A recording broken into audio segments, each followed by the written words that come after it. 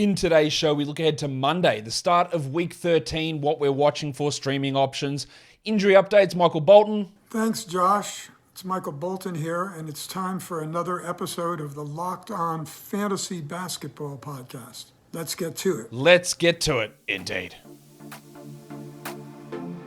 You are Locked On Fantasy Basketball, your daily fantasy basketball podcast, part of the Locked On Podcast Network.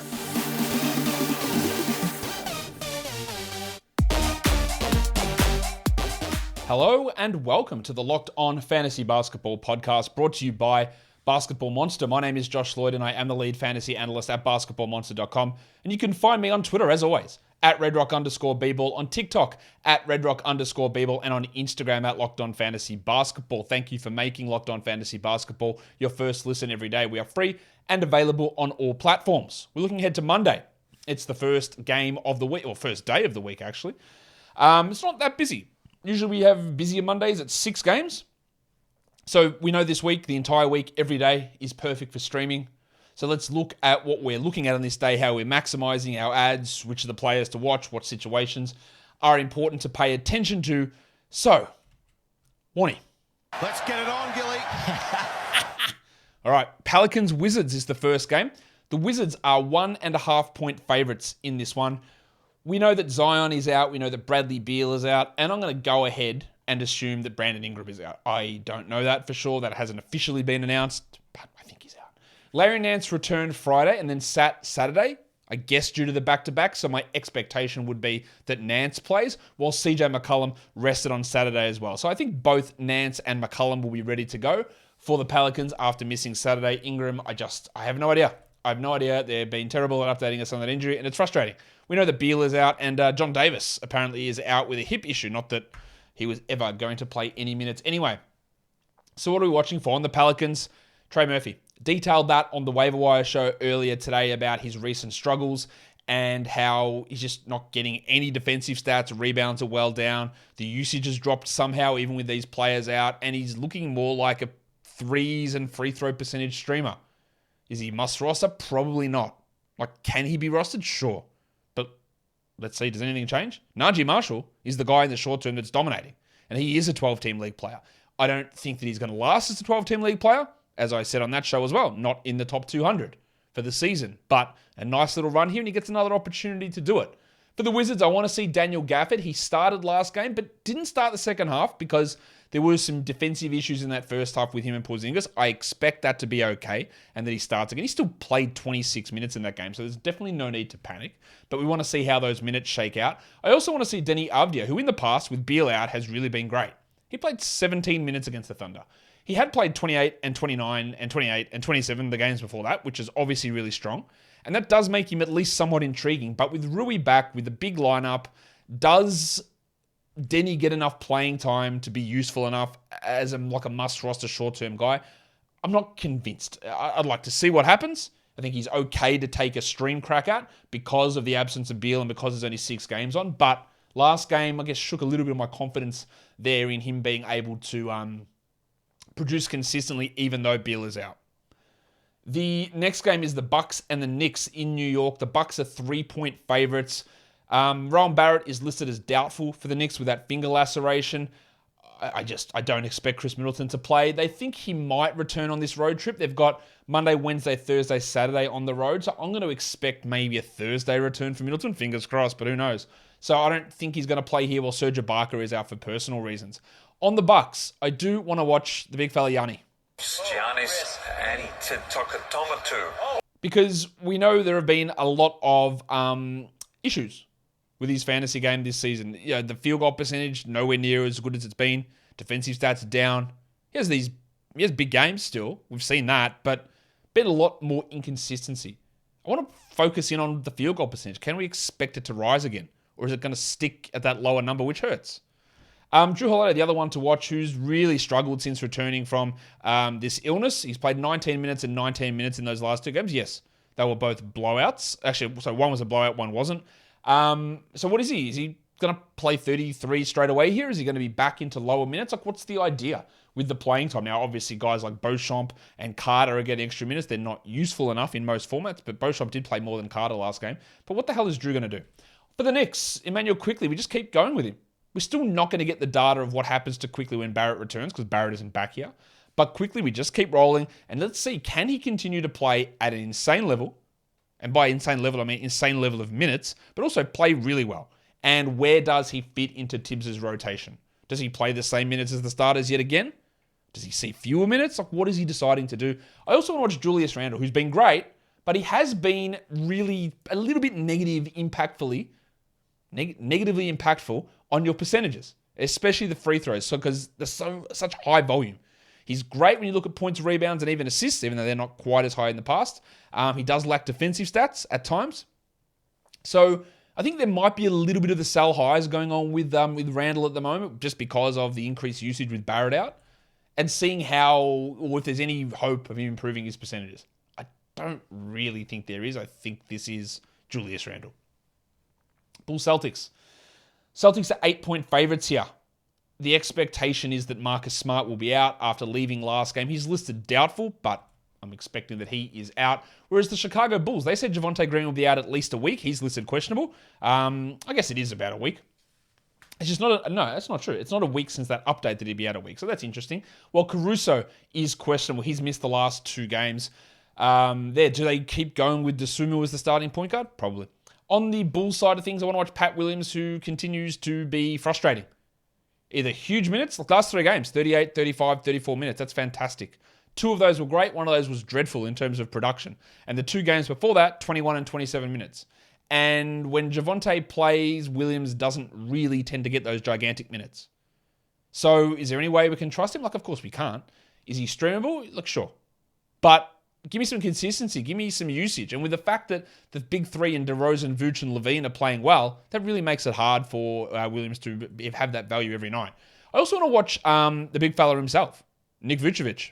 It's Big Vucevic. He's on a nice little roll at the moment, putting up some very, very strong numbers, shooting the ball really well. He's had some ups and downs with his shooting numbers this season in terms of 2-point percentage and even 3-point percentage.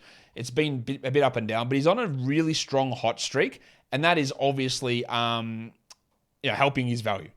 We want to see the offensive hierarchy between Levine and DeRozan and Vooch. Where does he fit? Is he a 20-plus usage player? Does he go down to 18? Where does it all fit in against this good Boston defense? Now, with Marcus Smart out, Derek White will probably start at point guard. In the past, what they've done is they haven't gone Brogdon and White together. They slide everyone down and they start Grant Williams. So that's what I expect that they do. But they could start White and Brogdon together. They could start Peyton Pritchard in place of Marcus Smart. Not that Pritchard would become a stream outside of very deep leagues, because he might only play 15 to 20 minutes in that role. But I want to see what they do here. White and Brogdon with Smart out are great stream options, and while Smart is under a cloud, they are 12-team league players, but we've seen the ups and downs in minutes between those guys on a healthy team. It's too hard to trust long-term. Also want to watch Al Horford, who is struggling, like in a massive way. Minutes are down, shooting is down, free throws are down, blocks are down, steals are down, scoring is down, everything is down. Is all of that down because of age? Is it down because of Rob Williams? Is it down because it's a slump? I don't know. But we're going to get an extra data point here. Does he turn it around and make us all look stupid? Or does he continue to just wallow as a fringe 12-team league player who's definitely droppable in 12-team points leagues? That is absolutely a big question that we need to answer, and we need to get that more information. I also want to see how Rob Williams looks as well, because he was great last game after having some struggles early this season. Today's episode is brought to you by TurboTax. Go to TurboTax and don't do your taxes. Meet with an expert who will do them for you. TurboTax experts can relieve you from the stress of taxes and file for you so you can do not taxes. Show your eyes things that are not taxes. Unpack a moving box of not taxes. Taste not taxes. Sing not taxes a lullaby. Hope that not taxes sleeps through the night. Grab a saddle and ride not taxes into the sunset. With the TurboTax 100% expert guarantee, an expert will do your taxes from start to finish so you can relax. Feels good to be done with your taxes, doesn't it? Come to TurboTax and don't do your taxes. Visit TurboTax.com to learn more. Intuit TurboTax. Full service, products only, video meeting while expert does your taxes required. See guaranteed details at TurboTax.com/guarantees.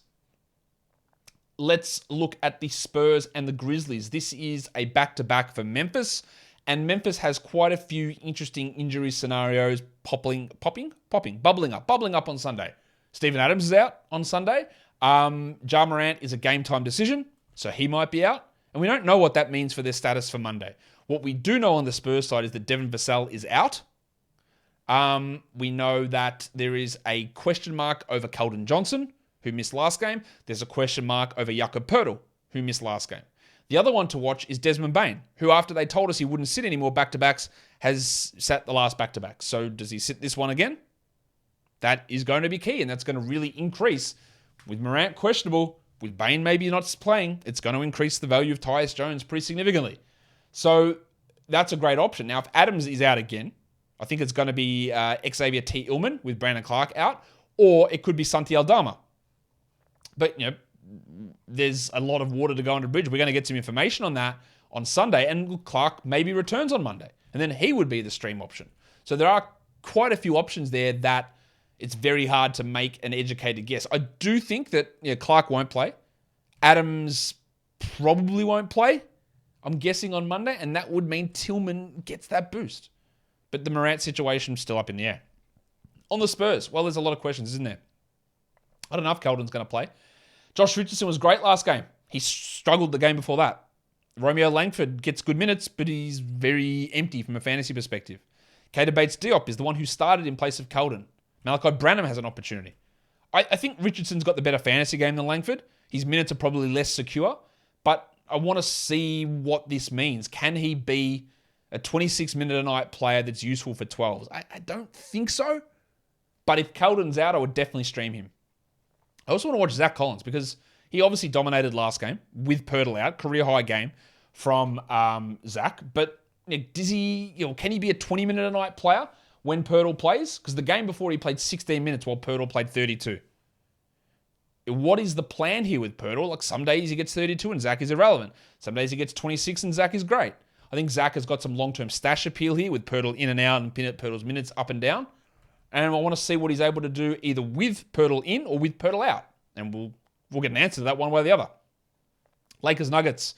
We know Reeves is out, Walker's out, Anthony Davis is out, and then on the Denver side, Jeff Green is out, while Troy Brown is questionable. It's been a really hot stretch of things for Dennis Schroeder over the last few games. He's shooting 65% from three, which clearly is not going to stick. He's still getting no rebounds, steals, or assists, but the minutes are sky high, and I expect that they are sky high again. So he is someone to watch, and probably as worth a stream, even though he could have a really poor shooting game and nothing goes well. Tom Bryant is the other one that I want to watch, the tank. Really putting up big numbers. Obviously, he's must roster. He has been for weeks and weeks and weeks. We talked about this weeks ago. But there has been a little bit of talk, especially from LeBron yesterday, saying, hey, I've already thought about how me and Tom and AD can all work together, which doesn't feel... I don't want... if I'm the Lakers, I don't want LeBron playing the three. Anthony Davis played literally the best basketball of his entire career playing at the 5, and now you want to put a no-defense big man there who's thriving because he's getting shots, who is not going to get those shots. So what's Tom Bryant doing next to Davis? I don't know. It doesn't make a lot of... Bryant's a great fill-in for Davis because you need someone to absorb that extra usage because Walker and Reeves and Troy Brown aren't going to do it. But what's the purpose of Tom Bryant next to Anthony Davis? It's not for rim protection. It's not for defense. What's the point of it? So, but it's the Lakers, so they make dumb decisions, even though they are on a 5-game win streak, so that's interesting. But let's see Bryant do it again. What he basically is points and rebounds. We know this. He's big points, big rebounds, and shooting really well. But, is he a long-term impactful fantasy guy? Well, it doesn't actually matter at this point. We're just holding it and seeing. I don't believe he will be. But LeBron brought up the idea that maybe he will be. So we'll see. For the Nuggets, I want to see Bruce Brown on a healthy team again. What is his role? He was really good last game. I still think we hold him in 12-team leagues, but that opinion can change. And then Bones Highland, who's only getting 20 minutes a night. He scores well, but I don't think 20 minutes a night of the 5-minute man is worth a must-roster spot. 6-game day, We have Bones. It's great. We use him. We get that little scoring and 3-point boost. It's fantastic. But as a long-term thing, probably not. And then we go to the Magic and we go to the Kings. Sacramento are 6-point favorites here. We know Bol is out with COVID. John Isaac is out for, I don't know. And Chimera KK is out with that knee injury. While Malik Monk missed the last game for the Kings and he's questionable again with this leg issue. They said it seemed to be not a big problem. They just wanted to give him a night off.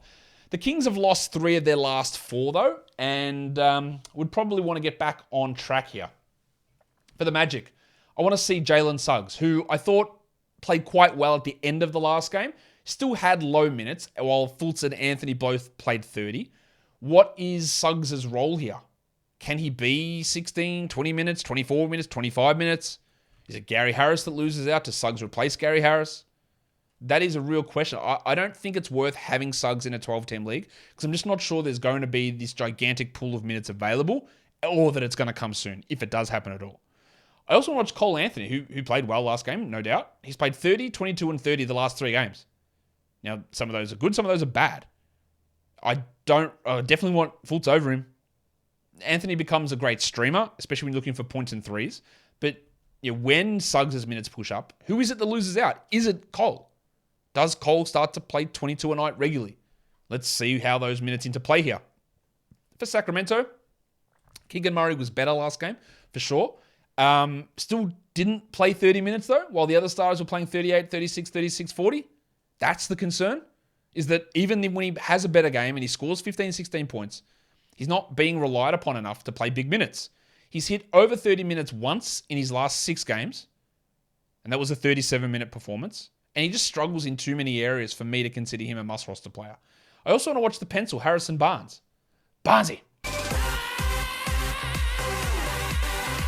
Because he's getting big minutes all the time. Now, we are heading closer to fantasy playoffs where Barnes' value becomes more important and becomes more required, especially on a good schedule week.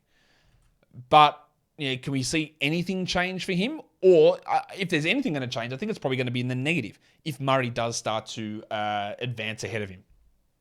Today's episode is also brought to you by Built Bar. We're all looking for healthy treats, but we don't want fat. We don't want calories. That's why you got to try Built Bar. Built Bar is the best tasting protein bar ever. And you know what their secret is? They cover all of their bars in 100% real chocolate. You want healthy treats, but you don't want to compromise taste. So that's why you go to Built Bar instead of other protein bars. Now, these bars have got like 17 grams of protein, but only 130 calories. And we all know the great flavors: churro, peanut butter brownie, coconut almond. I've been telling you about Built Bar for years. And I said, look, go to Built.com, get your Built Bars. You don't even have to do that anymore. You can go straight to Walmart, make a beeline for the pharmacy section. You can find 4-bar boxes of Built Bar in cookies and cream, double chocolate, and coconut puffs. Or better yet, go to Sam's Club and get a 13-bar box in the churro flavor or in the brownie batter. So get yourself boxes of Built Bar, get them at Walmart, or get them at Sam's Club. Built Bar is built different. Let's look at some streaming options now. On the back-to-back Monday, Tuesday, it's just the Magic. So Cole Anthony, Jalen Suggs, maybe does he play back-to-back with the ankle? I don't know. Gary Harris, he's been playing back-to-backs. Mo Wagner, maybe. I don't think it's going to be Bumba because he's not playing. But there are some options there that are available on waiver wires that you can look to stream in for Magic players on the back-to-back. If we're just looking at Monday's games, these guys are all available in over 50% of leagues. Dan Gafford, absolute no-brainer to me. I think Schroeder is a no-brainer for at least the stream value in the short term. Be aware of a shooting decline. Quentin Grimes, I don't know why he's not rostered. Bruce Brown, Najee Marshall, great stream, great option for Monday. Josh Richardson, I think is worth a look.